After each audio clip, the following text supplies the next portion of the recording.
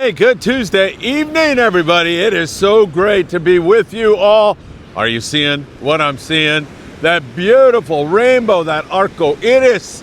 It is so beautiful. I just had to come down here. Some guy said, man, you see the rainbow? And I go, no, but why not go down there and check it out? And I got to tell you, it's beautiful. I'm going to talk to you a little bit about fishing, some more news that I've learned today. But let me just show you how beautiful it is and also give you a weather update. And that is basically, we didn't have any rain to speak of. We had a little drizzle here and there, but not much more than that. It has been a pretty uneventful day weather-wise, and it is a gorgeous evening. We're going to have a heck of a sunset as I'm going to get into a lot of different fishing observations with you tonight. I've learned some more about that bluefin tuna, as well as that Baja yellowtail just continues to bite. I'm so pleased about that. All right, my friends, really beautiful evening here once again, Tuesday evening in Southern California. We're supposed to have some off and on rain, and the wind is not gusting very much at all. In fact, as I look at that ocean, it looks pretty darn nice right now. Doesn't look bad at all. Sunset helicopter flying up above us here. All right, I'm going to start talking to you a little bit about what I have learned today, and then we can kind of chat about that a little bit, and I'll get you caught up. A beautiful arco iris, a rainbow, is the word in English, and it is gorgeous here this evening. All right, those yellows down there in San Quintin continue to bite. Christian Catian down there from K&M Sport Fishing saying they're biting the surface iron really, really well at times down there. We've mentioned that to you on the morning briefing, but it just seems to be continuing here. And down in Ensenada, same thing. However, we get some seiner pressure down there in Ensenada. Just too much of it. Those guys on the pongos will go out and make a catch, a sport fishing catch, and then have commercial boats go in there and kind of get all over it. So hopefully that's not going to put it down. We'll hope that yellowtail gets back on the bite again. It's been up under the birds. As you well know, we've seen a lot of that going on this beautiful walk here this evening. It's gorgeous. Man, I'll tell you, if you get a chance, if you can't come out here and feel blessed, if you get a chance to go for a walk, I don't care if it's in a park or it's down here at the beach or whatever, man, you got to take advantage of it. Such a great way to clear your head, still get a little bit of vitamin D perhaps, and just check out an absolutely gorgeous sunset. It's going to be spectacular. As you can see, once again, we have been seeing that yellowtail down the Baja coast, and that sounds really, really good. Now, more on that spotter plane info, taking a look at some of that video footage, and I took a look at it, and those fish are like 80 to 150 pounds. They are really, really big. Now, in a normal year, and by that I mean the past several years, the Mexican commercial fleet would be done. They have been done in the past, but this year, what they are doing is they are just setting on fish that are like 200 plus pounds. So they're leaving all that fish that's 60 to 90 pounds, that's 100 pounds, 150 pounds. They don't want anything to do with it. They want the bigger grade bluefin tuna. And man, I'll tell you, that sets up nice for all of us. They'll get done with their quota here probably by the end of March. I would be surprised if they don't reach it, because there's plenty of that big fish around. And once they hit that, then it's all for the sport boats once again. And I'm really looking forward to it. So once again, just to reiterate, there were 5 big schools of bluefin tuna about 80 miles, 75, 80 miles from Point Loma in San Diego. Nobody's catching any great amount. Sport fishing guys have not made any great catches, but we know they're around, and that light switch is going to go on one of these days, whether it's a nighttime bite, which is more prevalent in the wintertime. You get a lot more nighttime fish in the wintertime, or it's a daytime bite, or it's both. Something good is going to happen, and the further we push into the spring, the better that all looks. A reminder to you all, and I've seen a couple of spots book up here in the last 24 hours, our 5-day trip on board the Independence sails on April the 21st. The Independence is such a beautiful rig. Her crew, Captain Brian and everybody else, they are the best. And the food, man, I'll tell you, you absolutely cannot beat it. It is so delicious and so good.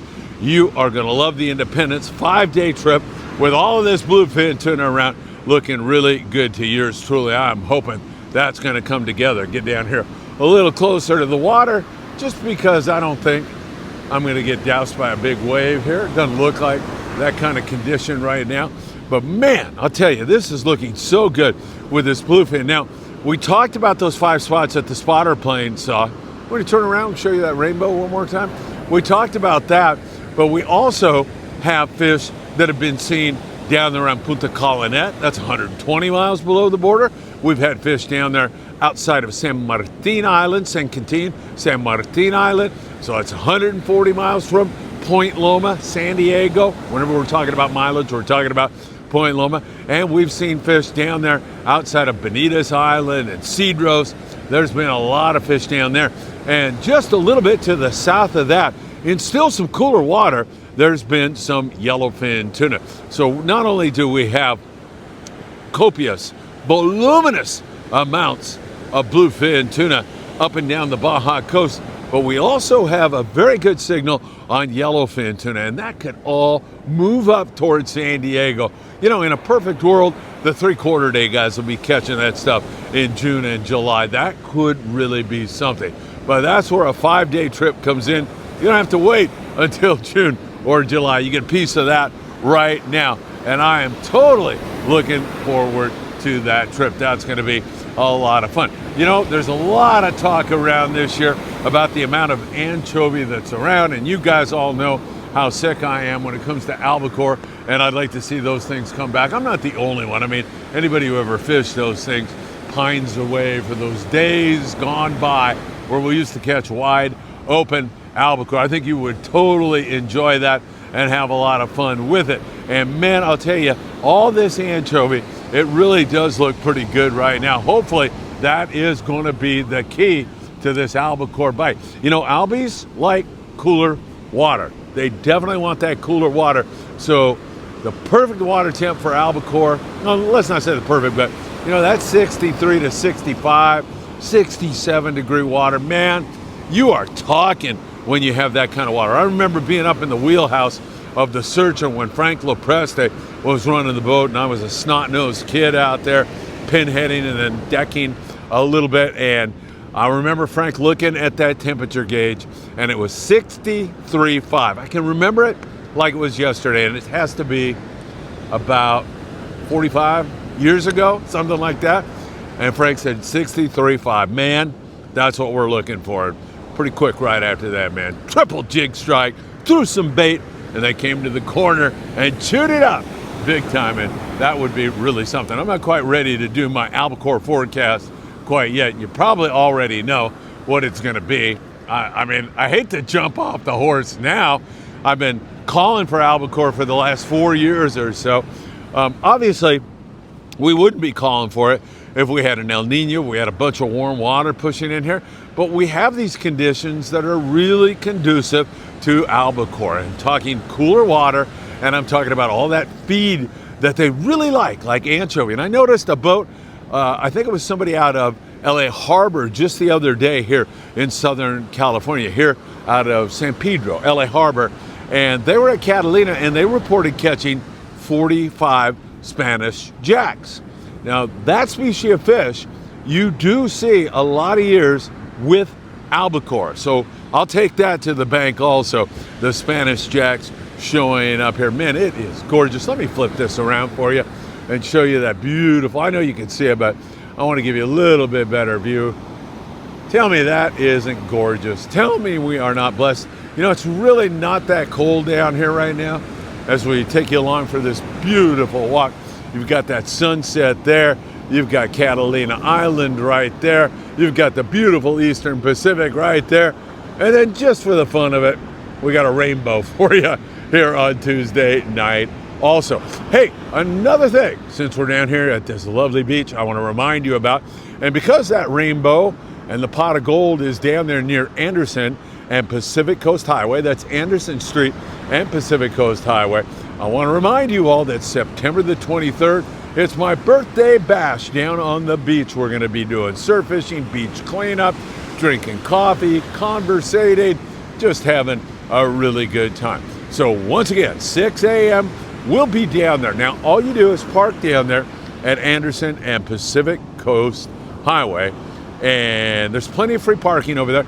If you don't find it right there, you can go across PCH over there to Peters Landing. Pay attention to the signage. Some signs say you can only park for 4 hours. Other signs say you can park for as long as you want. More free parking over there also. And keep that in mind, and then walk straight out on the beach in front of that tower, and we will be there waiting for you.